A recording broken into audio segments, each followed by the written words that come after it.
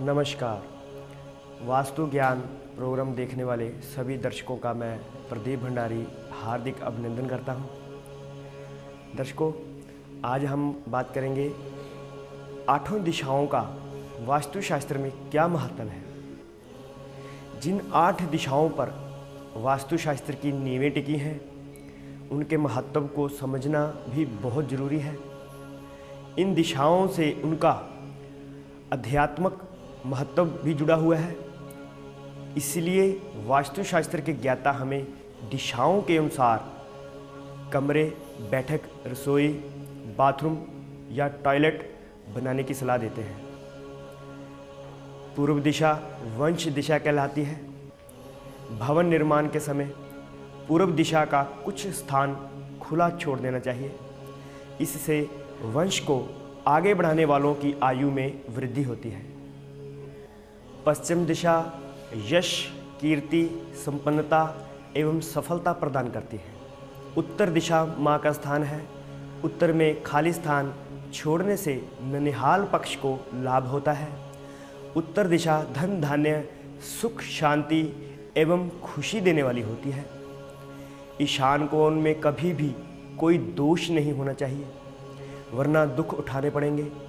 Huawei कोण मित्रता या शत्रुता का जन्मदाता है।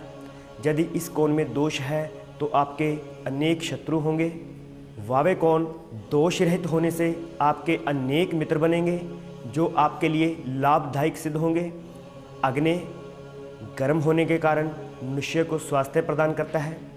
अगर इसमें दोष है तो घर के मुखी को क्रोधी बना देता है। दर्शकों, हम आपको बताएंगे कि कौन सी दिशा किस ग्रह से संबंध रखती है। ग्रहों के हिसाब से व्यक्ति का स्वभाव कैसा होगा। प्रवेश द्वार की दिशा पर ग्रहों के प्रभाव अनुसार परिवार के मुखिया का स्वभाव भी बदलता रहता है। जैसे मकान का प्रवेश द्वार पूर्व दिशा में हो तो इस दिशा में सूर्य का प्रभाव रहेगा। सूर्य के गुण धर्म के अनुसार उस मकान के मालिक का स्वभाव सतोगुणी एवं साहसी होगा। आग्नेय दिशा में शुक्र ग्रह का प्रभाव रहता है। इस दिशा के मकान का स्वामी रंगीला, शौकीन, विलासी, संगीत, खाना पीना, मौज मस्ती आदि बातों में ज़्यादा ध्यान रखेगा। नए नए कपड़े, सेंट, परफ्यूम का शौकीन होगा।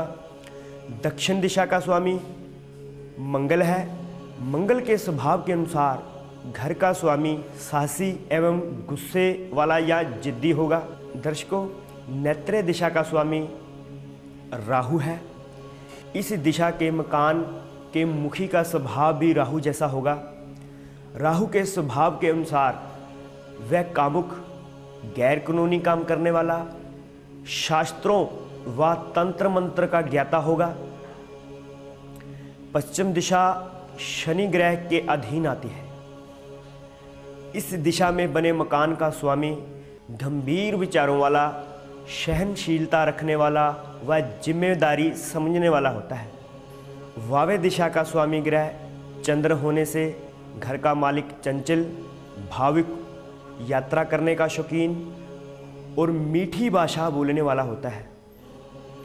दर्शकों, उत्तर दिशा का स्वामी ग्रह बुध है। स्वामी ग्रह बुध होने से इस दिशा में बने मकान का स्वामी बुद्धिमान, हंसने हंसाने वाला, लेखक या कोई भी काम करने में फुर्ती रखने वाला होता है। दर्शकों, ईशान दिशा का पति बृहस्पति होता है। इस कोण में मकान बनाकर रहने वाला भी बृहस्पति के स्वभाव जैसा ही बन जाता है।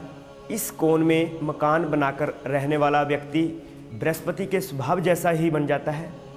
जैसे कि धार्मिक, परोपकारी, किसी भी विषय पर अच्छी जानकारी रखने वाला, स्वभाव से मस्त मौला होता है।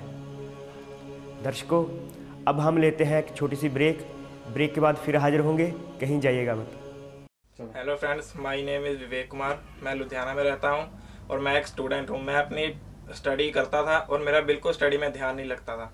और मैंने अपने मम्मी पापा से बताया और मेरे मम्मी पापा ने टीवी पर प्रोग्राम देखा प्रदीप भंडारी जी का, और फिर प्रदीप भंडारी जी से मेरे मम्मी पापा ने बात की और उन्हें घर पर विजिट करवाया और उनसे हमने सलाह ली और मेरा पढ़ाई में बहुत ध्यान लगने लग गया। अब हम घर पे नया कोई भी काम शुरू करते हैं, हम प्रदीप भंडारी जी की सलाह लेकर ही शुरू करते हैं, इसलिए हम प्रदीप भंडारी जी का बहुत बहुत थैंक्स करते हैं। दोस्तों नमस्कार, मैं अश्विनी वर्मा। मेरा रिकॉर्डिंग स्टूडियो है मेरे को। ਅੱਜ पूरे पंजाब ਦੇ ਵਿੱਚੋਂ, पंजाब तो बाहर उन्ने तो काफ़ी लोग, मेरा काम काफ़ी रिकॉर्डिंग स्टूडियो ਦਾ है। अच्छे आर्टिस्ट मेरे को रिकॉर्ड होए ने। स्टार्टिंग ਦੇ ਵਿੱਚ मेरा काम बिल्कुल नहीं ਸੀਗਾ ਤੇ मैं प्रदीप भंडारी जी ਦਾ ਜਿਸਲੇ टीवी ਦੇ ਉੱਤੇ ਪ੍ਰੋਗਰਾਮ ਦੇਖਿਆ ਤਾਂ ਮੈਨੂੰ ਇਹਨਾਂ ਦੀਆਂ ਕਈ ਗੱਲਾਂ ਦੇ ਵਿੱਚ ਸੱਚਾਈ ਲੱਗੀ ਤੇ ਫਿਰ ਮੈਂ ਇਹਨਾਂ ਨਾਲ ਕੰਟੈਕਟ ਕੀਤਾ ਔਰ ਆਪਣੇ ਸਟੂਡੀਓ ਦਾ ਵਿਜ਼ਿਟ ਕਰਵਾਇਆ। ਇਹਨਾਂ ਨੇ ਜਿੰਨੇ ਮੇਰੇ ਇਨਸਟਰੂਮੈਂਟ ਸੀਗੇ ਉਹਨਾਂ ਦੀ ਸੈਟਿੰਗ ਆਪਣੇ ਹਿਸਾਬ ਦੇ ਨਾਲ ਸਾਰੀ ਕਰਵਾਈ। ਮੇਰੇ ਟੇਬਲ ਦੀ ਸੈਟਿੰਗ ਇਹਨਾਂ ਨੇ ਆਪਣੇ ਹਿਸਾਬ ਨਾਲ ਕਰਵਾਈ। ਹਰ ਇੱਕ ਜੋ ਸਮਾਨ ਮੇਰੇ ਸਟੂਡੀਓ ਦੇ ਵਿੱਚ ਹੈ ਉਹ ਇਹਨਾਂ ਨੇ ਵਾਸਤੂ ਸ਼ਾਸਤਰ ਦੇ ਹਿਸਾਬ ਦੇ ਨਾਲ ਹਰ ਇੱਕ ਜਗ੍ਹਾ ਦੇ ਉੱਤੇ ਰਖਵਾਇਆ ਤੇ ਅੱਜ ਮੇਰੇ ਕੋਲ ਕੰਮ ਦੀ ਕੋਈ ਕਮੀ ਨਹੀਂ ਹੈ ਔਰ ਮੈਂ ਇਹਨਾਂ ਦਾ ਬਹੁਤ ਹੀ ਧੰਨਵਾਦ ਕਰਦਾ ਕਿ ਇਹਨਾਂ ਨੇ ਮਤਲਬ ਮੇਰੇ ਵਿਜ਼ਿਟ ਕਰਕੇ ਤੇ ਮੇਰੇ ਕੰਮ ਦੇ ਵਿੱਚ ਅੱਜ ਜੋ मेरा तरक्की का कारण है वो प्रदीप भंडारी जी ਨੂੰ मैं मानता। ब्रेक के बाद आपका फिर स्वागत है। दर्शकों, हम बात करते हैं भूखंड के चयन की। दर्शकों, भूमि ना हो तो भवन निर्माण कैसे हो सकता है? अंत सर्वप्रथम भूखंड का चयन करना ही आवश्यक है। वास्तु की दृष्टि से तो गुण दोषों का सत्यापन करना ही जरूरी बन जाता है। साथ में ये भी देखें कि वह भूमि सरकारी या अवैध कब्जे वाली ना हो। लैंड माफिया की कुदृष्टि से मुक्त सरकारी दस्तावेजों में खसरा खातौनी की गई भूमि ही दें। इसके बाद ही उसके आकार प्रकार तथा शुभ अशुभ का ज्ञान करना अच्छा रहेगा। दर्शकों, भूखंड की परीक्षा कैसे की जाती है तो उसके बारे में बात करते हैं। भूखंड की परीक्षा सर्वप्रथम दृष्टि ही करती है। दृष्टि अत्यंत प्रखर एवं सजग होती है।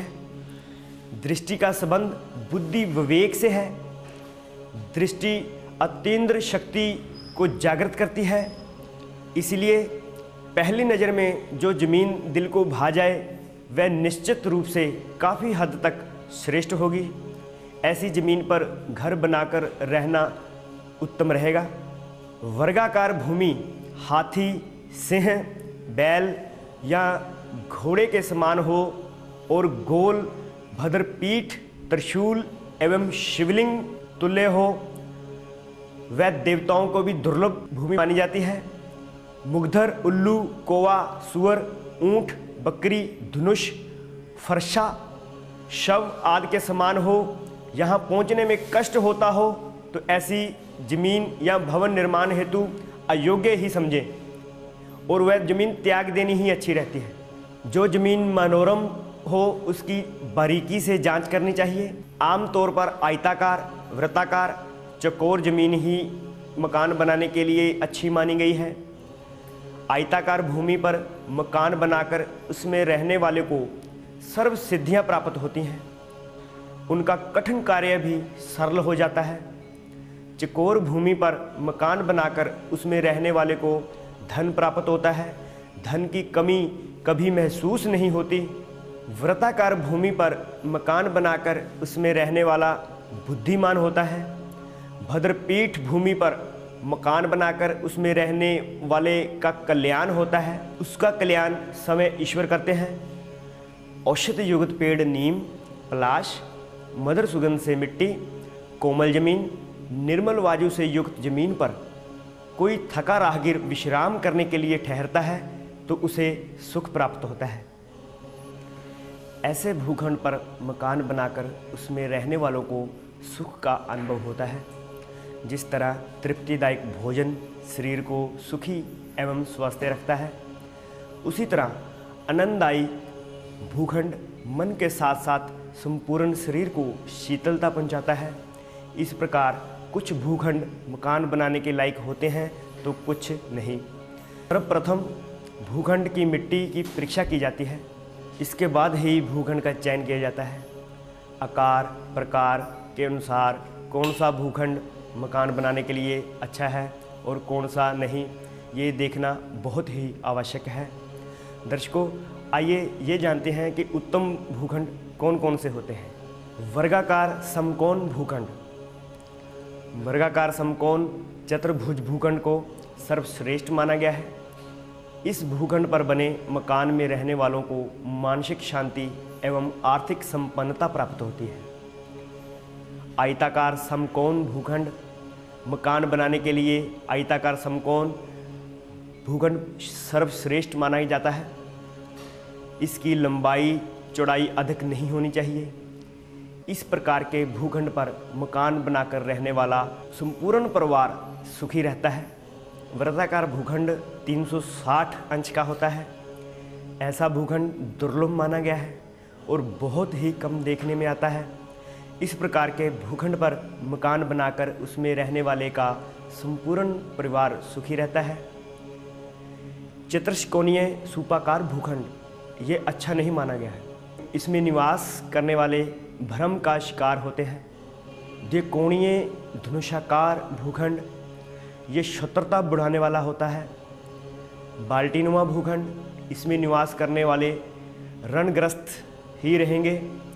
मृदंगाकार भूखंड ये निवास करने वाले गृह स्वामी को पराई स्त्री की ओर खींचेंगे एवं घर का धन नष्ट करवाएंगे। काकमुखी भूखंड ये उत्तम माना गया है। यहाँ वास करने से गृह स्वामी धनवान बनता है। कोणात्मक भूखंड ये अच्छा नहीं माना गया। पति एवं पत्नी के मध्य अक्सर कलह ही देखा गया है। कैप्सूल के आकार का भूखंड ये मिश्रित फलदायक होता है। यहाँ निवास करने वाला प्राय उदासीन ही रहता है। त्रिकोणात्मक भूखंड अशुभ माना गया है। इसमें निवास करने वाला व्यक्ति धन संचय नहीं कर पाता। अंग्रेजी के एच आकार वाला भूखंड देखने में बहुत ही कम आता है, पर वास्तुशास्त्री इसका उल्लेख करते हैं। ये भूखंड अच्छा नहीं है। अष्टकोणीय लंबा भूखंड ये कष्ट एवं पीड़ा पहुंचाता है। इसमें निवास करने वाले कष्टों से परेशान रहते हैं। इस प्रकार के भूखंडों में निवास करने वाले फक्कड़ किस्म के होते हैं। गृह स्वामी वैरागी बनकर गृह त्याग कर देता है। अंग्रेजी के टी आकार वाला भूखंड इस प्रकार के भूखंडों में निवास करने वालों को 4 या 5 वर्षों में मकान बेचते हुए देखा गया है। ऐसे भूखंडों का 5वां खरीदार कुछ हद तक ठीक रहता है। पंखनुमा भूखंड ये अत्यंत खराब भूखंड है। यहाँ धन की हानि होती है। इस प्रकार के भूखंड में रहने वालों को भीख मांगने तक की नौबत आ सकती है। दर्शकों, अब लेते हैं एक छोटा सा ब्रेक। ब्रेक के बाद फिर हाजिर होते हैं।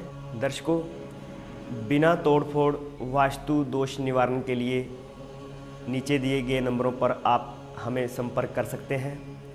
वास्तु दोष नाशक सामग्री मंगवाने के लिए भी आप हमें फ़ोन कर सकते हैं।